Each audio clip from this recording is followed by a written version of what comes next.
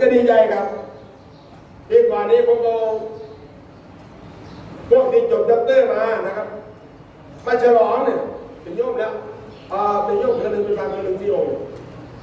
แต่นี่เป็นพระก็ยังอยู่ด็อกเตอร์คุณอาวุธอยู่ที่ธนาคารองค์หนึ่งด็อกเตอร์มหาวิเชียรประโยค9ครับอยู่ที่วัดพระธาตุพนมผู้ช่วยเจ้าวาดครับไปเรียนที่อินเดียเอามาฉลองอย่างนั้นเป็นพลเมืองหมื่นสองเนี่ยพูดอีกคือบางลูกอาจไม่เข้าใจครับพอเขามาอยู่ด้วยงานหนึ่งบวชใหม่บวชเก่าเนี่ยต้องให้เขามีการศึกษานะครับช่วงนี้มาประจำทุกสิ่งผมว่าเมื่อนั้นก็ได้มาลงมาก็วันถึงมาเอาความยังมาถวายเลยนี่มากราบผู้บายจางเสียบ่ครับพูดถึงว่าผมก็ดีเนาะบางคนทำงานอยู่ไกลมาเยี่ยมผมนะครับเขาไม่ได้นัดหมายผมนะครับผมไม่อยู่มากราบอยู่นอกกุฏินะครับมากราบกุฏิผมก็ตายลูกผมก็พุ่งหัวมันกราบก็กระตูยุ่งสินะนี่ผมมันคิดดีเลยเนี่ยแต่ว่าผมเป็นตะสั่งกระไรก็ถูกมันมากราบกุฏิผมมันเข่าอะไรเขาว่าก็ตายยอดผมได้ยอดผมเลยผมดีครับเพราะฉะนั้นตรงนี้เลยพูดถึงการศึกษาผมไม่อยากให้พวกท่านเนี่ยเวลามีลูกมีหลานมาบวชอยู่ด้วยไม่อยากให้ไปใช้แรงงานของมาให้อบรมสั่งสอนเป็นหลักการศึกษาเนี่ยเสร็จแล้วก็สอนแล้วทำที่ตัวเองก็ว่าไปนะครับมันอยู่ได้นานผมต้องมีการศึกษาผู้ใดเป็นเจ้าวาดต้องนะครับอย่าไปว่าน้อยนะลูก1 2ลูกสอนเป็นจะพื้นครับผมไม่เชื่อนะครับเวลาผมสอนนี่ถึงประเทศก็ตามคนเสียคนหนักคนมุงเราเทศสอเก่าเสียงดังสอเก่าใครเมื่อกี้ว่าจะมีอันเสียงตัวไหนบ้างอันนี้บอกว่าจะไหนแบบนี้ครับการศึกษาการเผยแผ่อันนี้ก็บอกเป็นลูกมาทำตัวไหนหรอกผมกระดาพาผมอยู่เรื่อยมิตรบาเดี๋ยวมีใครพาปัดดูสอนผมเป็นโดยของผมนี่ส่วนมากที่เป็นโยมในงานนี่โยมไปยิ่งมาบอกซอยผมได้พายที่นี่ปากเกิดดังแบบสมบูรณ์นี่มันค่อยแต่กินน้ำเขาอยู่ซื้อมันก็ว้าวไปบอกเลยนี่โมเป็นตั้งมาตั้งโมเป็นตั้งมาเพราะฉะนั้นองค์ไหนพูดไม่เป็นพูดธรรมะกับโยมไม่เป็นสอนโยมไม่เป็นนี่ผมว่าไม่ควรเป็นเจ้าอาวาสครับเตรียมตัวกลับบ้านถ้าเป็นถึงกับก็มีประโยชน์ดูแลว่าผู้เรียนผมว่าองค์ไหนพอที่ผมดูก็สามารถแล้วพอเทศเทวเทศพอเป็นเลยยังกระซังเขาเรียกผมว่าชื่อนี้นะแก้ข้อของกระทรวงเนี่ย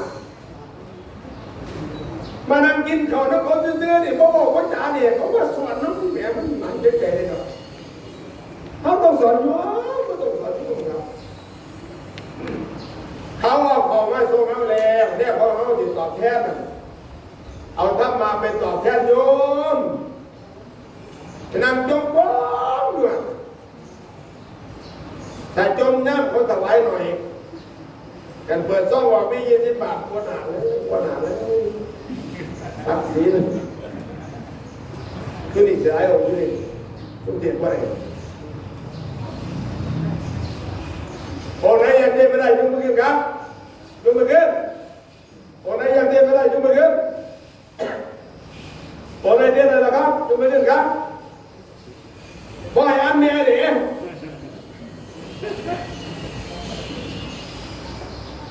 ขั้นที่ได้อ่านเมียอยู่เลยว่าต้องเทให้โยมเขาไปอ่านออกไปเอามันลงอ่านดีกว่าเขาครับผมมาอยู่นี่เกินแม่เกินเท่าไหร่ไม่ถือเราคนจะเกินนะทำเป็นแล้วจะเป็นคนเชียร์รัฐมาเทศลงบาลที่นั่งทั้งวันเทศว่าเป็นผมมาสอนอาจารย์เทศให้แม่เทศว่าเป็นอะไรกันเทพเป็นนั่งกินธรรมะเลยที่เทศได้หรอกติดนะเขาหมดร่างดีป่ะผมบอกหมดเป็นนั่งกินธรรมะผมไม่ติดแล้วบ้านแม่อาจารย์หนึ่งบ้านไหนบ้างแต่นโมนะโมตัสสะจบแล้วบ้านต้องไปไหมบ้านไหนโซ่ จะโยสุขไปโยตีมาเลยต้องไปหาทางมึงลงแม่คุณมาหยอกครับกินน้ำมันในรถเคยเห็นไหมครับเดี๋ยวจะหาว่าผมพูดลงแรงนะครับเอาละครับฟังดีจำยุดใดฟังแล้วพระพุทธเจ้าตรัสว่าคุณเห็นมันเป็นองค์หนอมองนี้เนี่ยพระพุทธเจ้าตรัสว่าดูก่อนภิกษุทั้งหลายทายกทายิกาเป็นผู้มีอุปการะต่อผู้เดินทั้งหลายด้วยการถวายปัจจัยสี่คือภัตตาหารเครื่องนุ่งห่มที่อยู่อาศัยยารักษาโรคเห็นว่าโยมเกี่ยวอาหารไปต่างเขาจะเดียวไปดูเลยเกี่ยวไปทายกทายิกาเป็นผู้มีอุปการะต่อพวกเราด้วยการถวายปัจจัยสี่ดูเรื่องพวกนี้แม่นไหมเนี่ยมันจะรู้ไหมเนี่ยไม่ได้เป็นคนใส่มาหรอกแม้พวกเธอทั้งหลายจงเป็นผู้มีอุปการะหรือปฏิการะหรือตอบแทนญาติโยมเหล่านั้นฟังตอบแทนนี่ตอบแทนนี่กินข้าวเขาอยู่ตัวเมื่อนี่นะปัจเจศีมาจากเขาแหวนเจสนองมาจากจักหวังแม้พวกเธอทั้งหลายจงเป็นผู้มีอุปการะต่อทายกทายิกาเหล่านั้นด้วยการแสดงธรรมอันงามในเบื้องต้นคือศีล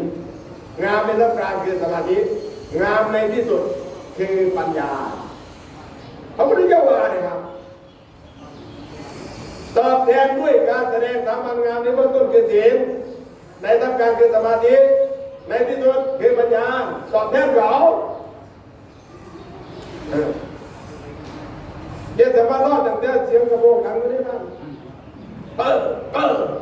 เป็นลาภของเราแล้วส่วนสุดท้ายตำหนาตำหลังนึงต้องเป็นนักเทศแต่เผยแพร่ยังไม่อยู่สิ่งนี้แต่ว่าเห็นใจอยู่กับคนเนาะแต่ที่เป็นเทศบอกเล่นบอกโยมเศร้าสูบยาจะว่ามาสูบต้นคนนู่นเนาะ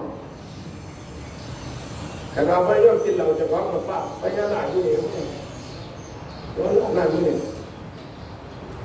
ไม่แบกครับไม่แบกแต่ว่าขันก็มีนี่กับว่าเราเอาแม่มามันมีวันหนึ่งมันมีเมื่อก่อนนี้ผู้โง่สุดมั่งไอ้ยานมาแล้ววันสำคัญเลยบ้านได้หน่อยเวลาจะฟังเทศมันเลยน้องฟ้ามันเทศว่าได้เพิ่งกับได้ว่าเดี๋ยวแม่มาอ่านแบบนี้เขาก็ซ่อนว่าเราอยู่เอากันวิสาขาปูชกถาอ่านพักเด็กหน่อยมาต้องมาแม่เบี้ยเลยบ้างกูจะนำเด็กมาเรียนเตรียมไปย่างเดียวปรากฏว่าถึงเวลาแล้วครูก็พานักเรียนเข้าวัดครับไหว้พระรับศีลเสร็จแล้วโยมพานักเรียนครูพานักเรียนรัตนเทศครับปรากฏว่าหลวงพ่อองค์นั้นหลงหนังสือไว้ไหนไม่รู้ครับหาหนังสือไม่เจอเลยไม่ได้เทศครับหลงบอกว่าไม่เชื่อการขโมยมันเสียศักดิ์ศรีมันเสียศักดิ์ศรีเด็กพอเป็นมันเสียศักดิ์ศรีที่ไว้จะปึกต้องได้ครับบอกยังเสียศักดิ์ศรีผมเป็นนี่ต้องเสียอะไรเนาะที่หมอไปยุ่งเดียวมหาบัวรับเดี๋ยวเราเป็นวันระเบียงมีหันคนเนี่ยคนเลยเสี้ยวเองมาถ้ามาจากเดียวมันยังไม่จบมีหันคนแบบนี้มันจะลุกยุ่งห้องไปหมดถ้ามาจากเดียวมันยังไม่จบไอ้ยานตะกี้ผมตั้งอยู่มาแล้วก็เหมือนว่าตั้งบอกมันเห็นจะไหนวะผมมามือลูกข้ามแทนบ่าวเลยเพราะว่าผมนอนอยู่แทนบ่าวเหมือนกันแล้ววายโยมมาถามผมมุ่งค่าตัวมันอาจารย์บวชกี่พรรษาแล้วผมว่า10ได้ประโยชน์5เลยอาจารย์พระพุทธรูปมีจริงไหมว่าท่านเราเรียนตอบใช่ว่าโยมอันนี้อาตมาก็เพิ่งเกิดนะอาตมาก็ไม่ทราบอะไรนะพระพุทธเจ้ามีจริงไหมต้องถามประโยคหาได้ครับอันนี้อาตมาก็ไม่ทราบเหมือนกันนะอาตมาก็ปวดเดินปฏิบัติหาไม่เจอมันได้จะบอกว่ามีหลักฐานในพระไตรปิฎกก็มีไปดูที่สังเวชฐานที่ประสูติตรัสรู้นิพพานอินเดียไปดูสิ รักขันที่เลยกับพ่อแก่เลยตัวครับอันนี้ว่าจะความเกิดพระท่านมันกับพระท่านเหล่าศาสนารวมมาได้จนบัดนี้2,608 ปีแล้วครับก็เป็น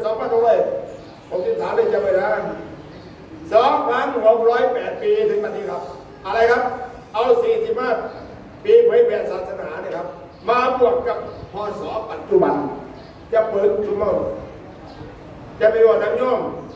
ศาสนาพุทธมีได้กี่ปีแล้วจะไปต่อว่า2,563ให้เอา45มาบวกปีหน้าก็เอา45มาบวกกับ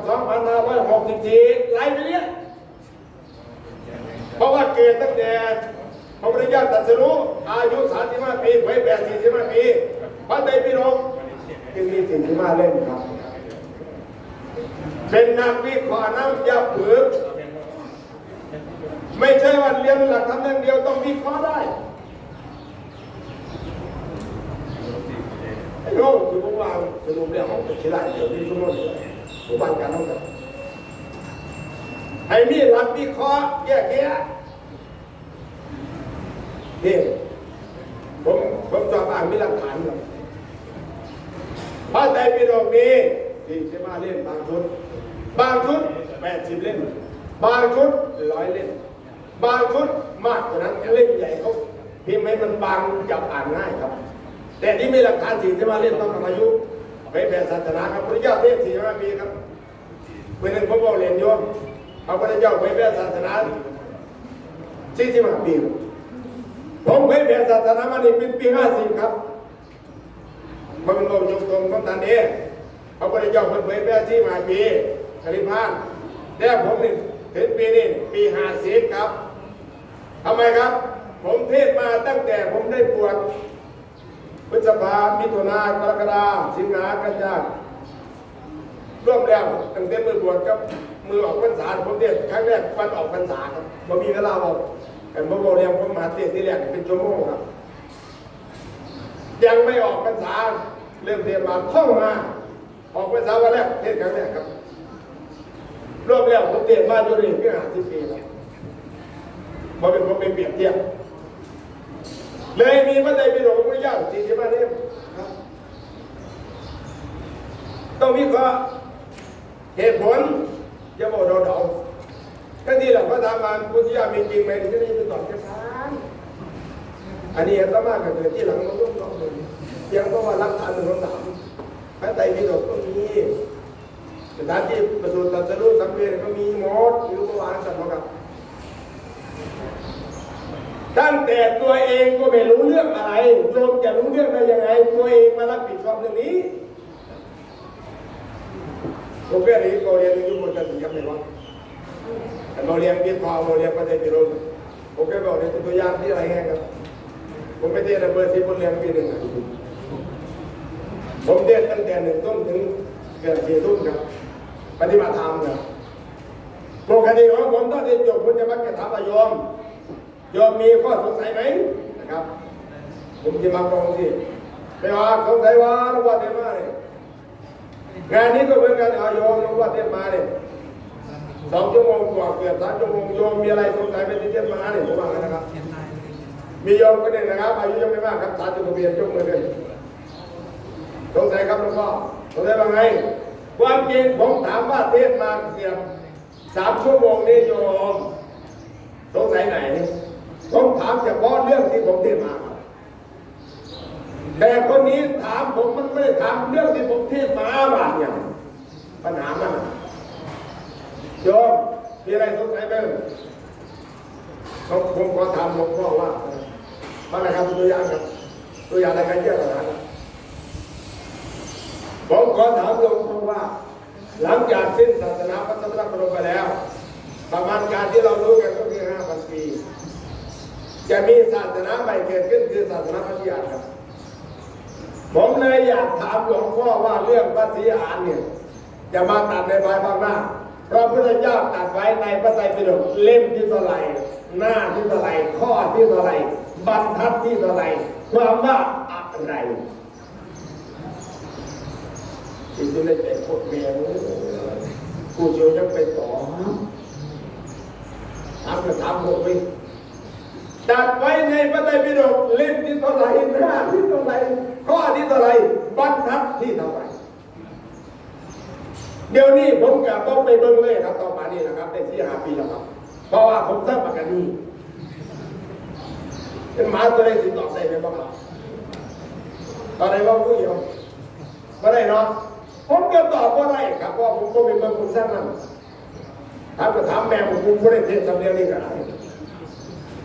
แต่ว่าพ่อข้าเรียนที่บอกว่าปกตินาเต้นผมพ่อข้าครับผมก็เลยถามว่าที่บัตรยอมที่ยอมถามหลวงพ่อเนี่ยยอมรู้จักพระไตรปิฎกไหม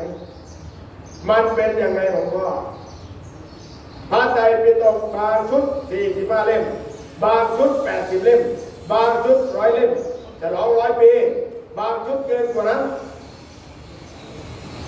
มันมีอยู่4-5 ชุดเดี๋ยวนี้หลวงพ่อไม่ทราบเลยว่าโยมถามชุดไหนผมก็ไม่รู้เหมือนกันแค่ท่านเจ้าไปเบิ่งชุดมากเจ้าที่ถามชุดไหนหลวงพ่อเรามันสับสนแล้วคุณว่าที่ตอบชุดไหนมาตั้งแต่จะฟังกับอะไรขึ้นกันชนะขาดลอยนะครับเขาเรียกว่าแก้มาแล้วด้วยปฏิภาณครับแต่ว่ามันเป็นสอนอย่างที่เรามีบ้านเข้าไปผมมันเนาะมันพึงพวกพึงกันว่าผมก็ได้เรียนแต่ว่าผมก็ฆ่าเรียนแก้ปัญหาดิมันยืนย่อก็อยู่มันบอกคือแตกฉานอย่างนั้น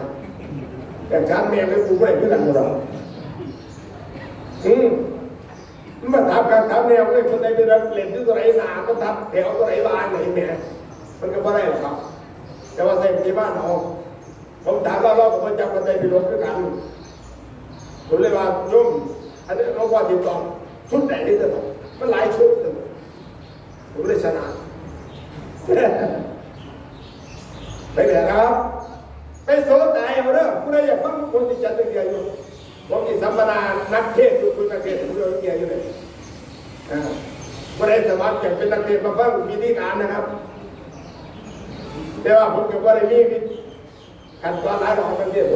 มเป็นนักเทศโสดใจคนจะมาเทศจะภาษาที่ไหนแล้วเดี๋ยวผมไปปฏิบัติเป็นพระโพธิ์เรียนนี่พระเจ้าครับที่ได้การเป็นไง4 งานสารุปการถ้าแปลตามตัวก็ว่า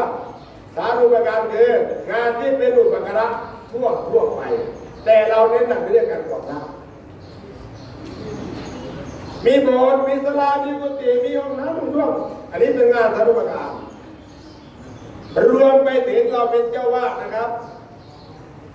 บัญชีรายรับรายจ่ายเป็นงานสารุปการนะครับไปเปิดเป็นเจ้าวาดแล้วต้องไปเปิดบัญชีธนาคารถ้าไปฝาก3 คน2 ใน 3มีเงื่อนไขว่าให้เจ้าวาดเซ็นทุกครั้งบ้านว่า2 ใน 3ยุ่งไปกินเป็นประเภทนี้มีสิทธิ์เบิก3แต่ในนั้น2 ใน 3คือ2แต่ต้องมีเจ้าวาดทุกครั้งอย่างนั้นยุ่งไปกินหมดอันนี้เขาเรียกว่างานสารุปการเมื่อวานนี้ผมดูข่าวผมดูขายของอยู่เดี๋ยวนี้มีพวกหนึ่งนะครับไปขายเอาไว้นะครับไปขายใบอนุโมทนาครับฟังเรื่องนี้ดิไปขายใบอนุโมทนาโยมเขาทั้งนอกเลยครับออกไปอนุโมทนาวัดกูเนี่ยวัดน้องกูมาเพิ่งว่าอยู่อนุโมทนาบัตรนี้แสดงว่านายนั้นบริจาคเงิน100,000เอาไปขายให้คนนี้จะไปลดหย่อนภาษีครับผมบอกว่าอยู่ว่าไม่มีการเงินพวกนี้ก็เป็นงานสารุปการนะเราก็จะไม่เรียนพูดถึงว่างานสารุปการครับทีเดียวในเวลาจะสร้างวัตถุมงคลลูกเปรียบลูกเหมือนน้องพ่อก้อยน้องพ่อน้อยมหาสมาคมห้ามเด็ดขาดครับห้ามสร้างใหญ่กว่าพระประธานในโบสถ์นะครับจำไว้นะครับเป็นลูกหลวงพ่อในห้องโคลมกับถือกระดานห้ามใหญ่กว่าพระประธานในโบสถ์นะครับ 2. ลักษณะอาคารสถานที่ในวัดให้เป็นลักษณะทรงไทย ดี๋ยวนี้ผมไปดูนะบางวัดเนี่ยเป็นโดมนะครับโอ้ดีครับพอโยมก็มาสร้างอะไรไม่ใช่ครับต้องมีลักษณะหลังคาแหลมๆแบบนี้หมดนะครับสามอย่างสีแล้วก็สีแดงสีเหลืองสีส้มอย่าไปใช้สีขาวหรือสีเขียวมันเป็นบ้านครับครูบาอาจารย์ต้องดูสังเกตนะครับผมทำมาใน100%นะครับแต่ว่าผมยังทำตามระเบียบมันไปด้านเดียวกันหลังคาเป็นทรงไทยนะครับไม่ไทย100%ก็ไม่ได้ขึ้นไกลนี่จะเป็นเห็นโค้งเห็นโดมไม่อย่างนี้ก่อนซะถ้าจะให้ดีอย่างนี้ก็คือมีแบบแผนผังนะครับเขตพุทธาวาสสังฆาวาสนะครับเขตอภัยทานว่าไปตามระเบียบมันเป็นระเบียบเนี่ยวัดผมไม่กว้างนะครับวัดผมนี่9 ไร่กว่านะครับขอโทษศาลาเมื่อก่อนนี้ศาลาไปถึงประตูนี้เป็นร้านค้าหมดนะครับแคบไม่แคบครับปรากฏว่าอยู่ต่อมาเนี่ยไฟไม่ตลาดครับเรื่องผมครับคณะกรรมการของผมเนี่ยเราไม่ให้ทราบเขาฟ้องผมอยู่3-4 ปีนะครับแล้วผมไม่เป็นไรโยมที่ฟ้องผมฉิบหายไปว่าตรงนี้มันเลยเป็นร้านค้าไฟใหม่ครับมันดึงกว้างขนาดนี้นะก็ดีอย่างหนึ่งที่วัดของผมนะครับครูบาอาจารย์ต้องสังเกตนะครับอาคารสถานที่มันจะติดอยู่กำแพงวัดทั้งหมดนะครับมันเลยเป็นดูคล้ายๆว่ามันไม่กระจายนะครับบางวัดผมเห็นนี่เมนอยู่กลางวัดครับมันไม่เป็นสัดส่วนนะครับอันนี้เป็นสัดส่วนโดยปริยายนี่แบบนี้เลยใช่ไหมผมมาสร้างติดรั้วทั้งหมดคุณตีอะไรหลอกพวกนี้สรุปประการนะครับถ้าจะให้ถูกต้องจริงๆฟังดีครับท่านจะสร้างกุฏิอุโบสถศาลาเกินประมาณ1 เดือนตรงนั้นต้องให้สงฆ์แสดงที่ให้ก่อนหลักๆก็คือไปนิมนต์ผู้ปกครองมาดูจะแสดงที่ให้ก่อนมันถูกต้องไหมท่านจะได้แนะนำนะบางรายจะเสียค่ายเนี่ยที่ไหนนะใครจะสร้างอะไรมันผิดระเบียบไหมมันได้ตามระเบียบวัดสมาคมกำหนดไหมถ้าเราเป็นแบบทรงไทยของวัดทุกอย่างมันก็ดูสวยงามเป็นระเบียบเรียบร้อยนะครับอันนี้งานการก่อสร้างศึกษาสงเคราะห์คืออะไรครับถ้าเป็นการช่วยเหลือพระภิกษุสามเณรเขาเรียกว่าสาธารณสงเคราะห์ครับมอบทุนให้แก่พระเนรเป็นการสาธารณสงเคราะห์ถ้ามอบทุนให้แก่นักเรียนอย่าบางรูปจะขอพระคุณสัญญาบัตรนี้เลยเคยมอบทุนมาก็ไม่มากเลยครับชั้นประถม300 บาทมัธยม500 บาทอุดม1,000 บาทเก็บระเบียบเอาไว้ทุกวันนี้เขาเข่งครับให้บริจาคที่จะไปเสนอเป็น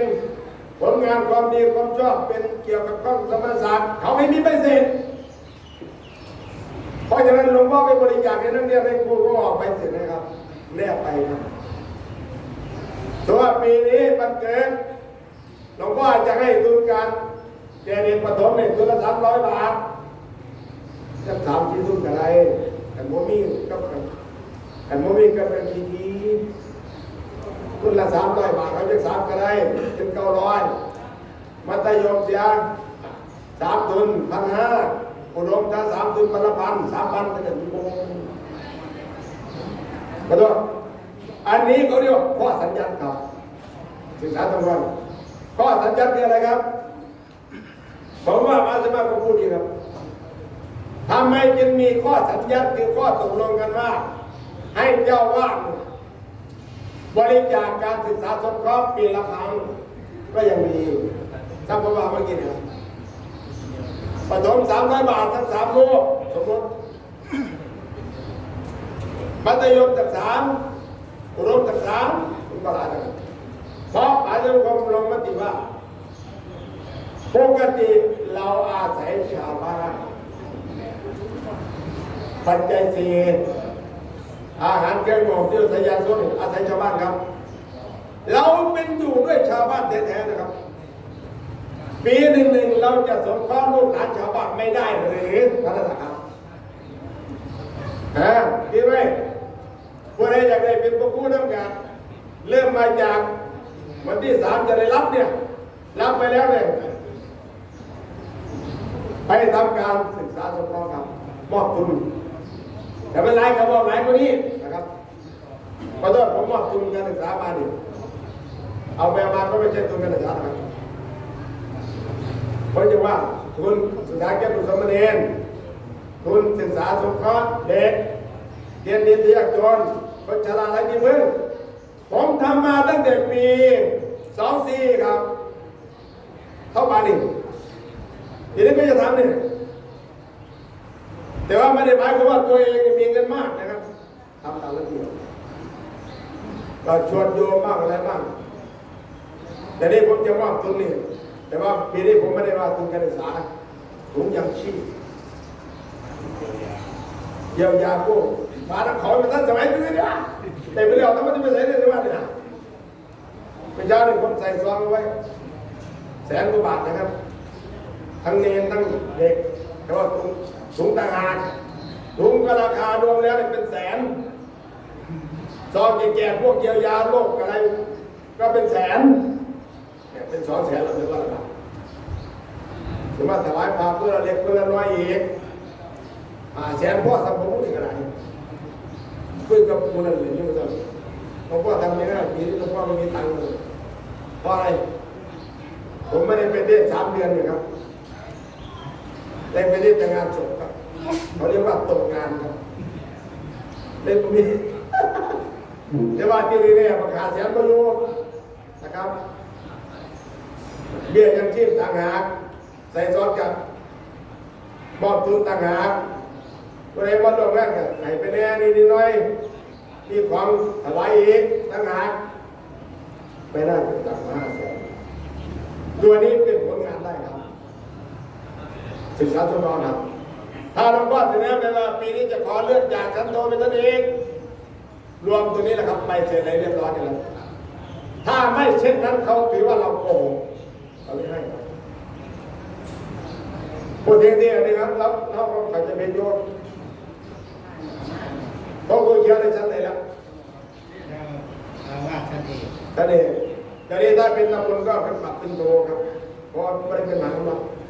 ประมาณโตนะครับถ้าเป็นมหาด้วยปอตีด้วยเป็นยาคณะตำบลชั้นเองนะครับปรับไม่ได้ครับทีนี้มันมีอย่างนี้ที่บ้านจำนะครับโจว่าพวกผู้เขียวเนี่ยสมมติเป็นเจ้าคณะตำบลชั้นโตต่อไปจะขอเปลี่ยนชั้นเอกฟังอันนี้นะครับผมนี้ผมมีบุญก็ได้บ้างเป็นชั้นโตแล้วขอเป็นชั้นเอกเราอย่าไปบอกว่าเวลาเราพูดอะไรกันนะครับเราอย่าไปบอกว่าเรื่องสมณศักดิ์เดี๋ยวเราไปพูดอะไรเนี่ยวันนี้เป็นงานทำบุญเลื่อนชั้นพระสังฆาธิการครับอย่าไปบอกว่าเลื่อนชั้นสมณศักดิ์ครับพระครูปัญญาสารพิรมตั้งแต่ตีโทเอกพิเศษอะไรก็แล้วแต่ชื่อเดิมชื่อสมณศักดิ์ไม่ได้เปลี่ยนครับจำไว้นะครับแต่เราพูดติดปากว่าเลื่อนสมณศักดิ์เลื่อนจังไหนสีเก่าจะเพิ่งคำนั้นถ้าจะพูดให้ถูกเนี่ยเลื่อนชั้นพระสังฆาธิการเป็นเจ้าคณะตำบลชั้นดีเลื่อนเป็นเจ้าคณะตำบลชั้นโตเลื่อนเป็นเจ้าคณะตำบลชั้นเอกเลื่อนเป็นเทียบเจ้าตำบลชั้นเอกถ้าใครไปบอกว่าเลื่อนสมณศักดิ์ผิดแต่ว่าผิดก็ไม่มีอะไรหรอกครับเหมือนเดิมนะครับผิดเพราะว่าพวกนั้นก็ไม่รู้จักเหมือนกันครับเท่าเดิมครับแต่ไม่ผิดครับเป็นนะครับหลวงพ่อนิดหนึ่งถ้าเลื่อนสมณศักดิ์เนี่ยยกตัวอย่างผมนะครับมันจะเป็นเฉพาะพระราชาคณะครับถ้าพระราชาคณะชั้นสามัญเนี่ยจากพระโกเป็นชั้นสามัญเขาไม่เรียกว่าเลื่อนนะครับเขาเรียกว่าตั้งนะครับตั้งเป็นเจ้าคุณพระราชาคณะเนี่ยผมเป็นพระโกเนี่ยพระโกศรีปริยัติวราธร แปลว่าเพื่อแผ่ในการศึกษาเป็นอย่างนี้ เป็นรองเจ้าคณะอำเภอตนเองต่อมาผมได้เป็นประชาคณะนะครับพระปริยัติวรคุณไม่มีครูไม่ได้ถือว่าเลื่อนนะครับเป็นประชาคณะท่านสามารถเขาเรียกว่าตั้งเหมือนเดิมครับไม่ได้เลื่อนนะครับทีนี้จากชั้นสามัญเป็นชั้นละเลื่อนครับเพราะเปลี่ยนชื่อใหม่ครับพระปริยัติวรคุณเสร็จแล้วก็มาเป็นพระราชปิโสพลเปลี่ยนเองถึงไม่เองจากราชก็เป็นพระเทพพิสุพลเปลี่ยนสื่อเป็นสื่อเขาเลยอันนี้เขาบอกตั้งว่าสื่อติดละอันนี้เป็นตั้งแมวช่วงหนึ่งเขาว่าพระเทพสิว่าเทพมาโน่หาเบิ้งซาบลาบอยู่มันลงไปแล้วไหมคือว่าพระเทพสิว่าลงคนหลงล้วนมาเป็นพวกแมว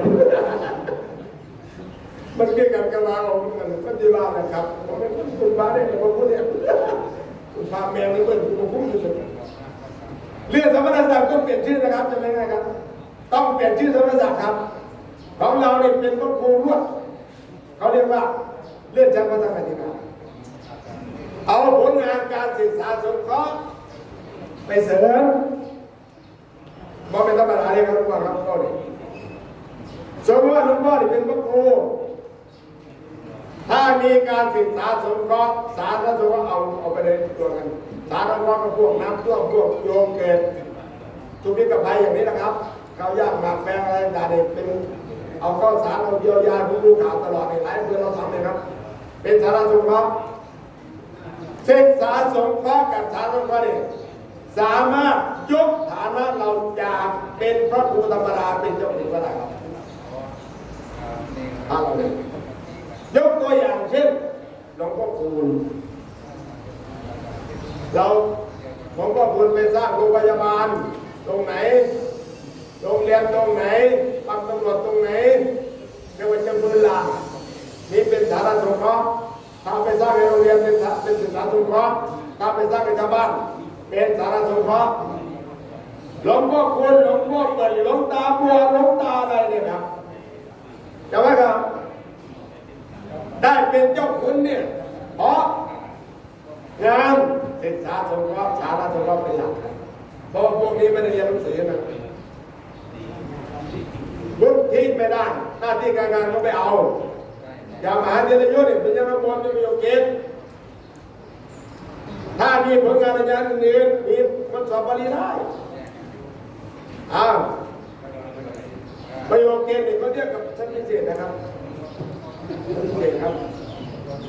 เพราะฉะนั้นอย่างประโยคเกณฑ์ทุกวงเนี่ยไม่มีสิทธิ์เป็นพระครู